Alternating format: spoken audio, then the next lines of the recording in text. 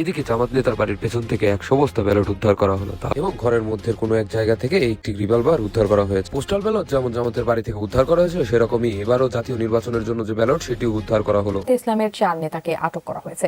বিকাল 4:30টার দিকে জামাতের 4 সদস্যের প্রতিনিধি দলকে নিয়ে একটি প্রাইভেট কার ডিএমপি কার্যালয়ের গেটে আসে। সেই গাড়ি থেকে পুলিশ অ্যাডভোকেট জালাল উদ্দিনকে নামি রমনা থানা পুলিশের গাড়িতে তোলা হয়।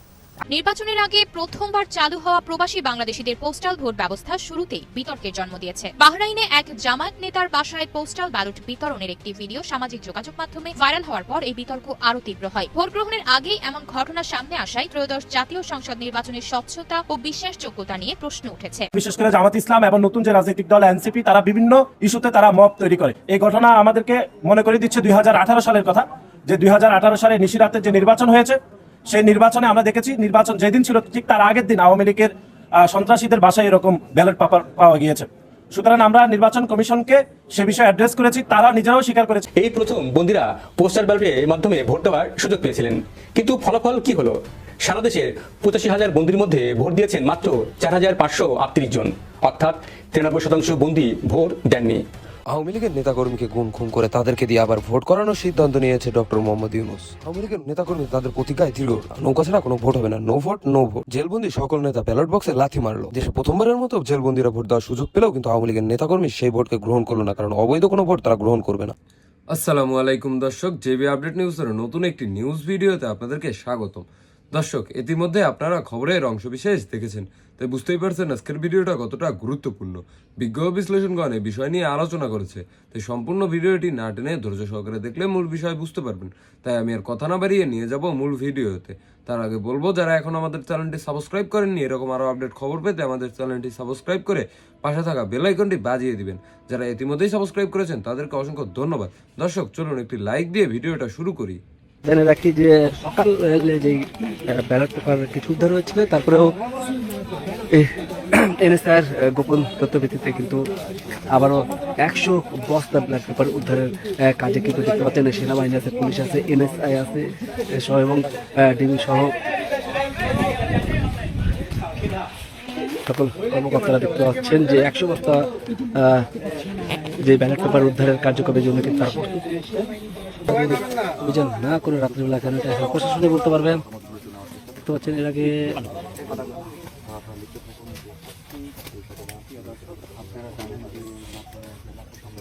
রবি ভাই, আপনি কিন্তু বারবার বলেন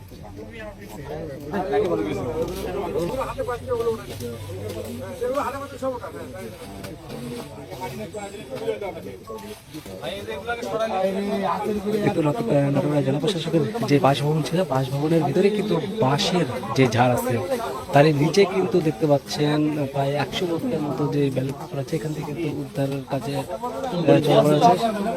সকালবেলা কিছু উদ্ধার করেছিলেন, তারপরে কিন্তু আবার উদ্ধার কাজে এখান থেকে উপস্থিত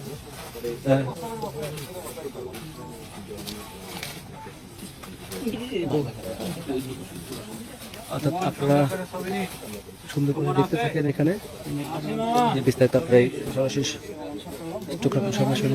দ্রুত এগুলো হচ্ছে ব্যালট পেপার। ভাই দেখতে পাচ্ছেন যে বিগত দিনে যে নির্বাচনগুলো হচ্ছে সেই নির্বাচনের সিল মারা কিন্তু ব্যালট পেপার দেখতে পাচ্ছেন সব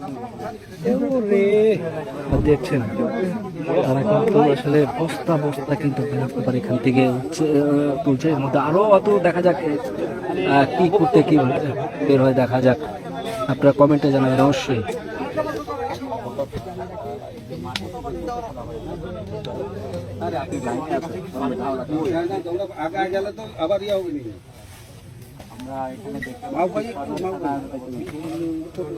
আলমগীর হামজা যুদ্ধ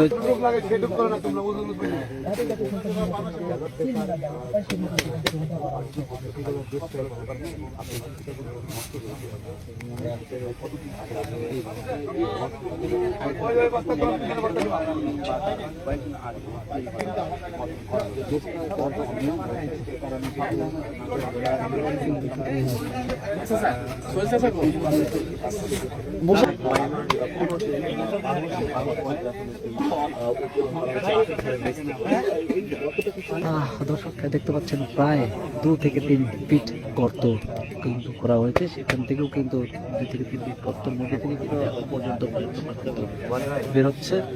গর্তটাও কিন্তু খুব একটা ছোট না, আমরা দেখতে পাচ্ছি অনেকটা কিন্তু গর্ত করা হয়েছে, তারপরে কিন্তু উঠেছে।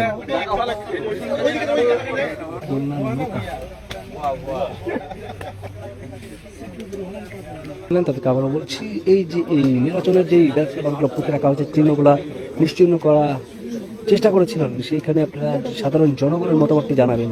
আপনারা এটাকে কিভাবে দেখছেন সাধারণ জনগণ? প্রিয় বাংলাদেশের জনগণ, খুবই গুরুত্বপূর্ণ মেসেজ, প্রত্যেকে মেসেজটা ছড়িয়ে দিবেন। কেন্দ্র দখলের প্ল্যান চলতেছে, একটা দল তাহাজ্জুদের সময় গিয়ে ভোট কেন্দ্রে সিরিয়ালে দাঁড়িয়ে যাবে। হ্যাঁ, তাদের যত ভোটার আছে এগুলো দুপুরের ভিতর শেষ করে ফেলবে, তারপর পরে তারা গন্ডগোল পাকাবে, যাতে করে অন্যান্য দলের ভোটাররা এসে ভোট না দিতে পারে।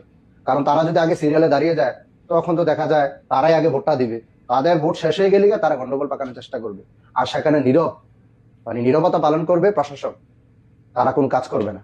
এগুলোর সাথে জড়িত আছে উপদেষ্টা থেকে কয়েকজন আছে, প্রশাসনের বিভিন্ন বাহিনী থেকে লোকগুলো আছে এখানে জড়িত, পুলিশ বলেন, আর্মি বলেন, বিজিবি বলেন, এরকমই তথ্য উঠে এসেছে। একবার চিন্তা করতে পারছেন কি ইঞ্জিনিয়ারিং চলবে? এই সুযোগ তো দেওয়া যাবে না। সেক্ষেত্রে আপনি কি করতে পারেন সেগুলোই কিছু পরামর্শ দিচ্ছি।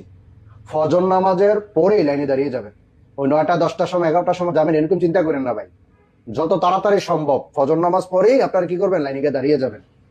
ভোট দেওয়া শেষ করে বাড়িতে ফিরবেন না, ফলাফল নিয়ে কেন্দ্র ত্যাগ করবেন।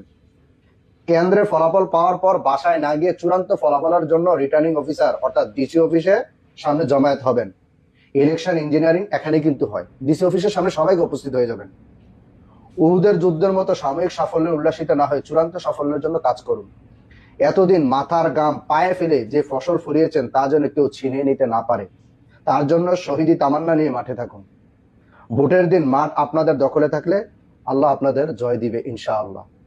তো যেই পরামর্শগুলো দিলাম অবশ্যই এগুলো বাস্তবায়ন করার চেষ্টা করবেন। সবচেয়ে গুরুত্বপূর্ণ যে পরামর্শটা, যে ফজর নামাজ পরেই পরপরই আপনারা কি করবেন, ভোট কেন্দ্রে চলে যাবেন। দয়া করে আগে ভোট দিলে আগে এসে, এমনি তো সকালে নাস্তা 9টা 10টা বেজে যায়, সো আপনি ফজর নামাজের পরপর সিরিয়ালে দাঁড়ালে আশা করি 9টার ভিতরে আপনি ভোট দিয়ে চলে আসতে পারবেন। তো এই সুযোগটা আপনারা কি করবেন, হাতছাড়া করবেন না। আপনি যদি সিরিয়ালে আগে থাকেন তাহলে আগে ভোটটা দিয়ে চলে আসতে পারবেন, তাদেরকে কোনো সুযোগ দেওয়া যাবে না। তাই মেসেজটা প্রত্যেকের কাছে পৌঁছে দিবেন, খুবই গুরুত্বপূর্ণ মেসেজ।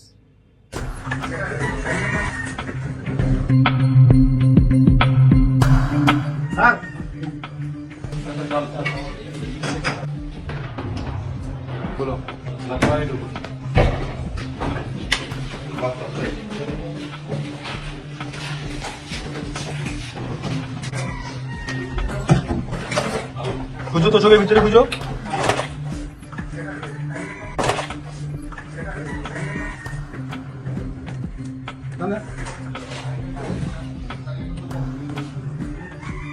স্যার এসো,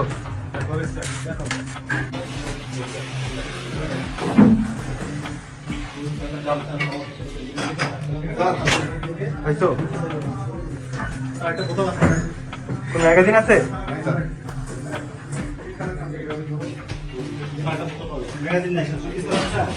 ঠিক আছে।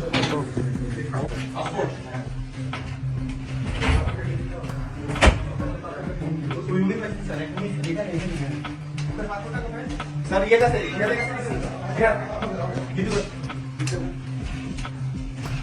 এসো।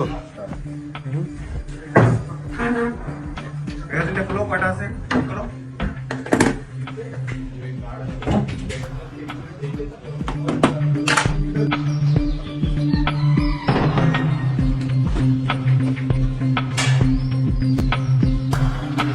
বিশেষ করে জামাত ইসলাম এবং নতুন যে রাজনৈতিক দল এনসিপি, তারা বিভিন্ন ইস্যুতে তারা মব তৈরি করে। আমরা দেখলাম নির্বাচন কমিশন কোনো সিদ্ধান্ত গ্রহণ করলে পরবর্তীতে তারা মব তৈরি করে সে সিদ্ধান্তকে পরিবর্তন করে দিচ্ছে।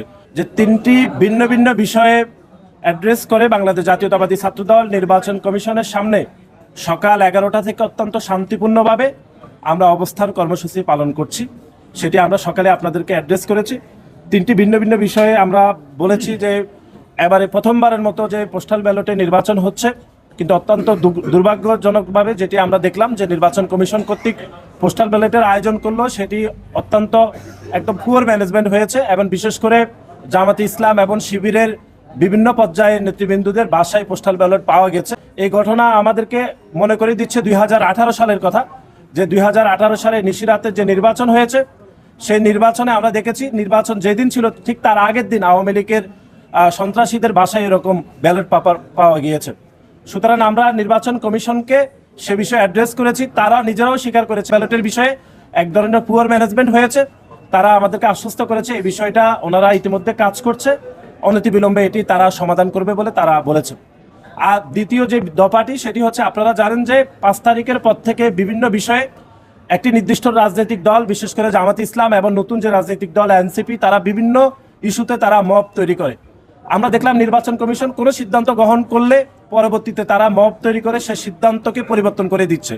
সেজন্য আমরা নির্বাচন কমিশনকে সুস্পষ্টভাবে বলেছি যে নির্বাচন কমিশন স্বাধীন একটি প্রতিষ্ঠান, সাংবিধানিকভাবে দায়িত্ব দেওয়া হয়েছে দেশের পক্ষ থেকে।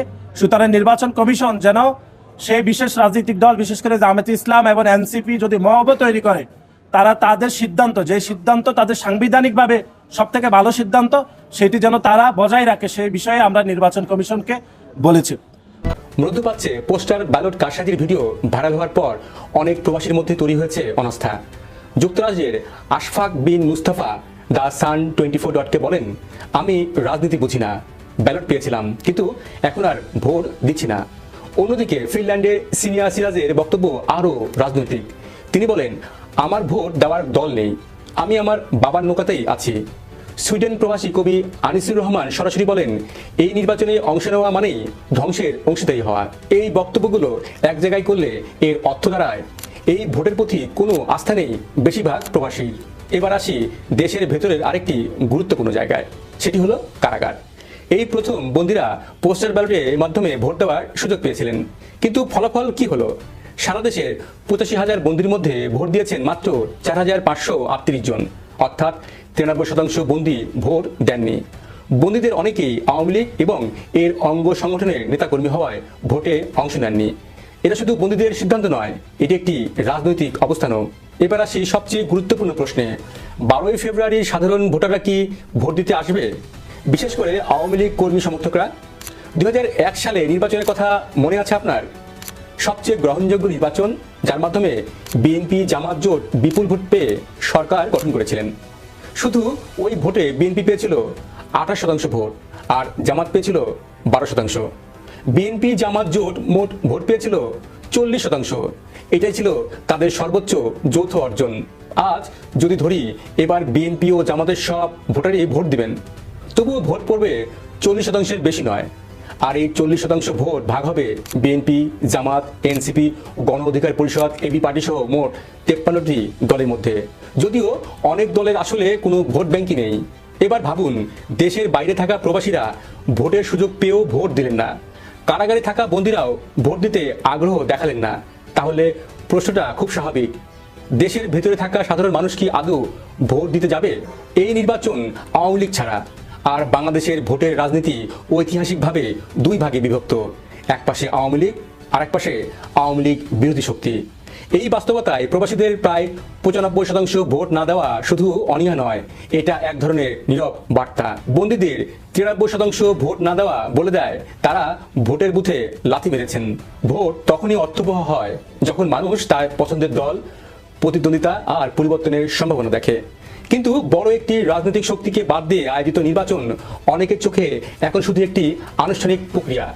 ত্রয়োদশ জাতীয় সংসদ নির্বাচন শুধু একটি ভোট নয়, এটি একটি পরীক্ষা জনগণের আস্থার, রাজনৈতিক গ্রহণযোগ্যতার, ভবিষ্যৎ রাজনীতির। প্রবাসীরা এরই মধ্যে তাদের রায় দিয়েছে নীরবতার মাধ্যমে, বন্দীরাও দিয়েছে অনুপস্থিতির মাধ্যমে। এখন দেখার বিষয় 12ই ফেব্রুয়ারি দেশের মানুষ কিভাবে কথা বলে, ভোট দিয়ে নাকি ভোট না দিয়ে। আপনার কি মনে হয় 12ই ফেব্রুয়ারি নির্বাচনে 40%-এর বেশি ভোট পড়বে নাকি কম? জানান আপনার মতামত। 6 ফেব্রুয়ারি পর্যন্ত 5,990 জন নিবন্ধিত বন্দীর মধ্যে 4,067 জন ইতিমধ্যেই ভোট দিয়েছেন।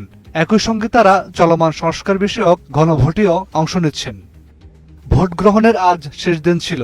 এই দিন নিবন্ধিত বাকি 1,923 জন বন্দীও ভোট দেওয়ার সুযোগ পেয়েছেন। নির্ধারিত সময়ের মধ্যে যারা ভোট দেননি তাদের ভোটাধিকার বাতিল বলে গণ্য হবে। এই ঐতিহাসিক প্রক্রিয়ায় অংশ নিচ্ছেন প্রায় অর্ধশত হাই প্রোফাইল বন্দী, যাদের মধ্যে রয়েছেন আওয়ামী লীগের সাবেক মন্ত্রী, সংসদ সদস্য ও উচ্চপদস্থ সরকারি কর্মকর্তা। কেরানীগঞ্জের ঢাকা কেন্দ্রীয় কারাগারে নিবন্ধিত ৩৯ জন হাই প্রোফাইল বন্দীর মধ্যে আছেন সাবেক উপদেষ্টা সালমান এফ রহমান, সাবেক আইনমন্ত্রী আনিসুল হক, রাশেদ খান মেনন, হাসানুল হক ইনু এবং জুনাইদ আহমেদ পলক। নিবন্ধিত ভিআইপি বন্দীদের মধ্যে ২২ জন রাজনৈতিক নেতা, ১১ জন সাবেক সচিব এবং ৫ জন পুলিশ কর্মকর্তা রয়েছেন। ভোটের সুবিধার্থে ঢাকা বিভাগকে ২ ভাগে বিভক্ত করা হয়েছে। ঢাকা বিভাগ ১-এর আওতায় ১,৪৭৪ জন এবং ঢাকা বিভাগ ২-এর আওতায় ১,১৮৩ জন বন্দী নিবন্ধিত হয়েছেন। সহকারী কারা মহাপরিদর্শক জান্নাতুল ফরহাদ জানান, প্রতিটি নিবন্ধিত বন্দীকে একটি প্যাকেটে ৩টি খাম দেওয়া হয়েছে। এর মধ্যে জাতীয় সংসদ নির্বাচনের ব্যালট এবং গণভোটের জন্য হ্যাঁ ও না ব্যালট রয়েছে। ভোট প্রদান শেষে খামগুলো সিল করে কারা কর্তৃপক্ষের কাছে জমা দেওয়া হয়। পরে ডাক বিভাগের মাধ্যমে এগুলো নির্বাচন কমিশনে পাঠানো হবে এবং সাধারণ ভোটের সঙ্গে সংযুক্ত করে চূড়ান্ত ফল ঘোষণা করা হবে। কারা অধিদপ্তরের তথ্য অনুযায়ী ৩ ফেব্রুয়ারি ১,৫২১ জন, ৪ ফেব্রুয়ারি ৯৮৮ জন, ৫ ফেব্রুয়ারি ১,১৩৮ জন এবং ৬ ফেব্রুয়ারি ৪২০ জন বন্দী ভোট দিয়েছেন। প্রিয় দর্শক, আশা করি সম্পূর্ণ ভিডিওটি ধৈর্য সহকারে দেখেছেন এবং মূল বিষয় বুঝতে পেরেছেন। এই ভিডিওটি নিয়ে আপনার মূল্যবান মতামত কি তা কমেন্ট বক্সে জানিয়ে যাবেন। যারা এখনো আমাদের চ্যানেলটি সাবস্ক্রাইব করেননি, এরকম আরো আপডেট খবর পেতে আমাদের চ্যানেলটি সাবস্ক্রাইব করে পাশে থাকা বেল আইকনটি বাজিয়ে দিবেন। আজ এখানেই বিদায় নিচ্ছি, দেখা হবে নতুন কোনো ভিডিওতে নতুন কোনো টপিক নিয়ে। আল্লাহ হাফেজ।